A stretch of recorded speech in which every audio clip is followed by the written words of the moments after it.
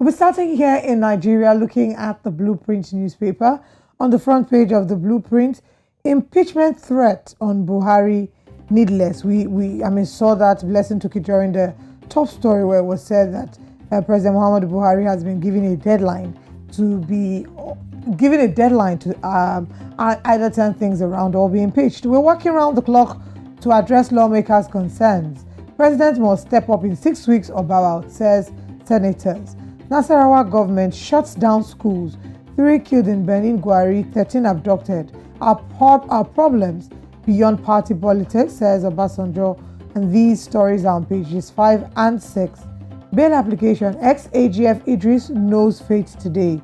HOS making money off service on appointing successor, says CSOs. FEC approves 707 million naira working tools for accident investigation Peru.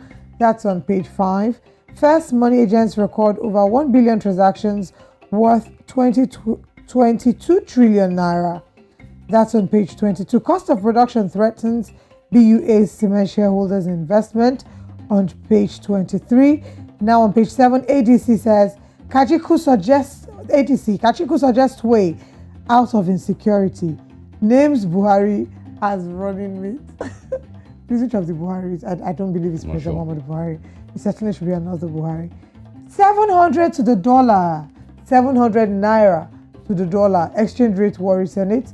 Emefiele suffered. Someone showed me a tweet that where it was like the Naira talking to Emefiele. Yeah, the Naira talking to Emefiele and saying, "Oh, I think I shared it with you." Yeah, I've never fallen the way I've fallen for you. So yes, the exchange rate is getting everybody worried, including the CBN. Hopefully, the CBN governor is worried about this because we really don't know what is being done. Safeguard us. All right, over to our next paper this morning. We'll be looking at the Daily Trust. All right, let's move to the Daily Trust newspapers this morning and see what stories that we can share with you here. Of course, the big one there says Buhari convenes emergency security meeting as senators dangle impeachment. Now, that's very likely going to make headlines across the country today. Naira crashes to 707 to the dollar as Senate summons Emefiele. Healthcare cost, over 50% of Nigerians fallen into poverty, says the WHO. Insecurity, 16 states risk major food crisis. That's from the House of Reps. Of course, other riders to this initial story that I shared, it says, you must go. Nigeria must survive, lawmakers tell president. Opposition members give president 6-week ultimatum. Terrorists threat to kidnap Buhari, mere propaganda, says the federal government. Also, water bill inconsistent with Nigeria's constitution, says governors. CBN grants national license to, and that's a commercial story. Assistant Commissioner of Police dies in Kwara motorcycle accident. And also CVR, voters in last-minute rush, 3 days to deadline. Those are the ones that we can share on the Daily Trust. And of course, quick updates. Bethel Baptist High School kidnapping, 389 days as of today.